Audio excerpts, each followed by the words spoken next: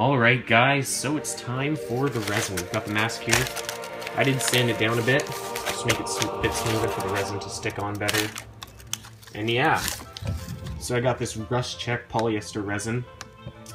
And also got this fiberglass mat, which I might not use. I'll probably just use it on the inside, if I do use it at all. And yeah, one thing you're probably going to need is this, because, well, fumes from the polyester resin are dangerous, people say, so I'm just going to be wearing that. And as for container, I got tin foil in an ice cream container, yeah. So, yeah, you're just going to put some of this in with the hardener, so let's take the cap off. Yeah, so this came with the hardener. You put a few drops in that. I'm not going to put too much because otherwise it'll dry way too quickly. And yeah, so I'm just going to put a couple drops depending on how much resin I use. Oh, don't forget, I've got a paintbrush. The paintbrush will probably be ruined when you're done. I'm not too sure, but I've heard that a lot of people's paintbrushes get ruined, so don't use like a really crazy good one. I'm just using a random ass paintbrush. So what I'm going to do is I'm going to pour this in here. Actually, no, let's put on the mask first.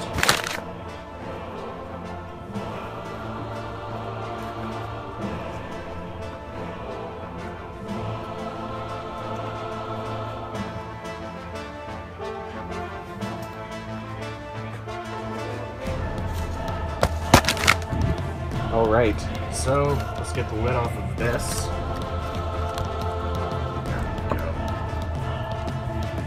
Alright. So we got that, let's pour in a bit. That's pretty thick. I'm not sure how much I'm going to use. A bit more. Yeah, I can smell that even through the mask. That's pretty strong. This will probably be all I need. So, let's get started. I'll just put the cap back on. Yeah, those fumes are pretty strong.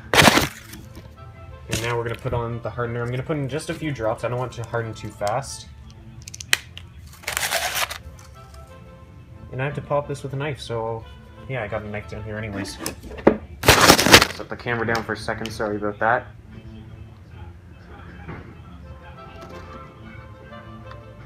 Poke the knife is not wanting to be poked.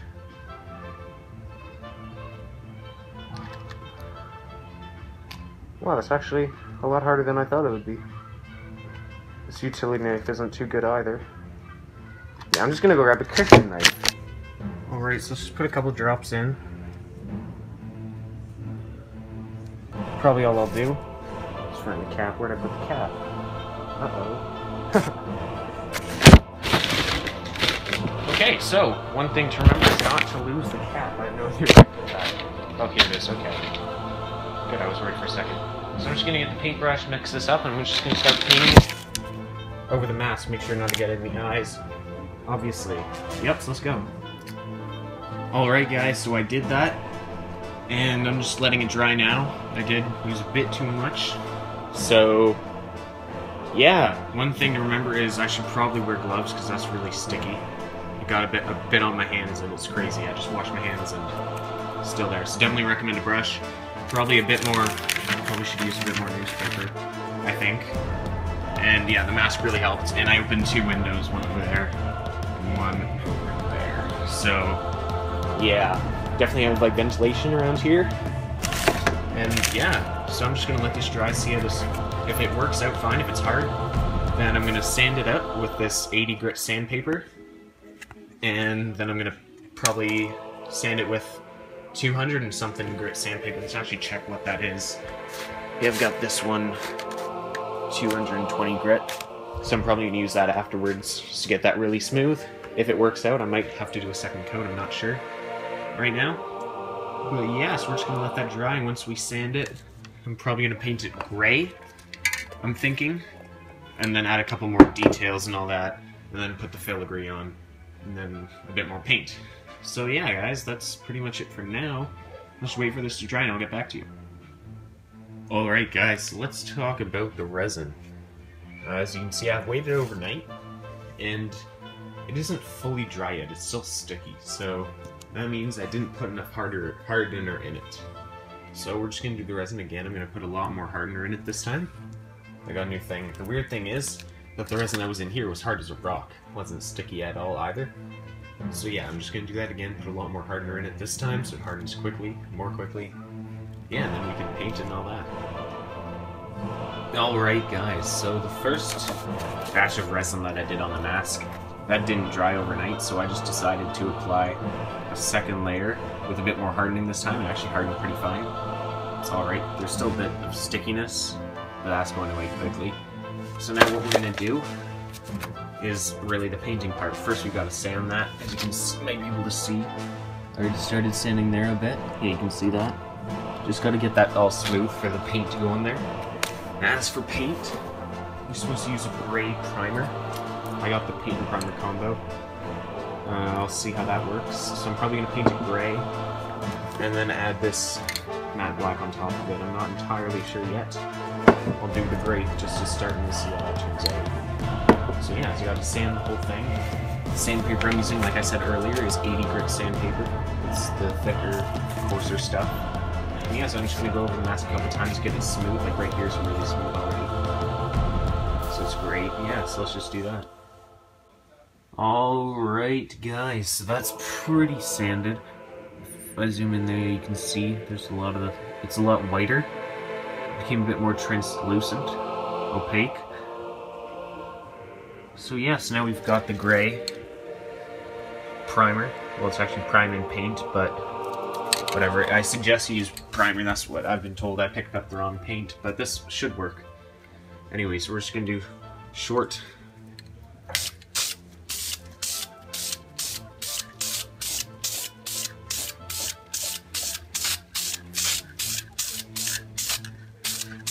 Alright, so let's wait for that to dry. We'll do a second coat, a third, maybe a fourth.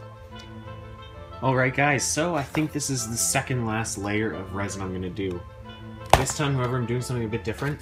I'm going to take these, this wood grip, or whatever you want to call it. Yeah, wood clamp. And I'm going to squeeze the mask a bit.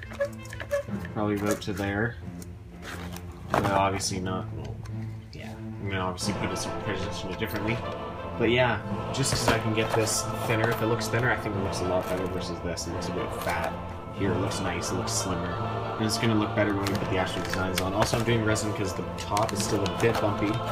Even after the sanding and stuff, there's still a few bumps. Still a few missing like parts that are pretty thin on resin, so I'm going to try to apply them all. So how am I going to get the wood grips without ruining them with acrylic? Well, I've got this aluminum foil. I'm also going to lay this under the mask. I found this best one to avoid the acrylic dripping off and sticking. So I'm going to wrap aluminum foil around both of these arms, basically. And then I'm just going to apply some resin. So let's see how that works out. I'm going to use a bit more hardener this time. Last time I used a good amount of hardener, it hardened okay. This time I'm going to try even more, because I feel like before it was still sticky after a couple hours. So I want a bit faster drying time. So yeah, let's do that. Alright guys, this is probably going to be the last resin session before we add filigree. So the mask actually turned out good. It's really hard, but the squeezing didn't actually work, so I'm going to try one more time. I want to get fiberglass. Actually, I'm doing this for two reasons. I want to get fiberglass in here. It's definitely not optional. You see, that's coming off. This is all paper mache, so that's going to wear down if I don't put anything on there. So the fiberglass will hopefully keep that structure in place right here. Keep that a bit pinched with the grip. And yeah, it'll also help protect that from any wear and tear. So what I've got here is my fiberglass mat over here. I'm going to cut it into thin strips, sort of like paper mache. Dip it in the resin I haven't made yet. And yeah, since this brush I was using is totally dead, I'm just going to use a credit card instead and just sort of drape it on there, squeeze it through, get all the air bubbles out of it. And yeah, so let's just do that. I've got the knife to cut the strips ready, and I've got to obviously fix that. And hopefully it holds it positioned through the whole time. So yeah, without further ado, let's get started. Alright guys, so the fiberglass dried, and it did make the mask a bit thinner, so it looks a lot better now. Let's try and focus on that. Yeah, and boy, is this fiberglass ever hard. I'll show you if I can. literally no flex to it either. That's super strong. And the top actually isn't that weak either. I'm probably going to put fiberglass there as well just for that extra strength. But you can literally step on this and it won't even flex at all. Like the top's still a bit weak, but it's really strong. Let's bang it against this table. And I stabbed it with a knife and nothing even happened. Nothing chipped off, nothing cracked, nothing broke. The knife didn't go through it at all. So it's crazy strong. Now, a few things I want to talk about. One being the method of applying the fiberglass that I used. I did it wrong. Well, I did it a bad way. I did it with this. I was going to do it with this brush, but I can't obviously because that brush is totally just dead. That's a dead brush. So what you're supposed to do is you're supposed to paint resin on the inside, or wherever you want, and then you lay down some tin foil. You get your fiberglass, you brush some resin over it, and then you glue it on.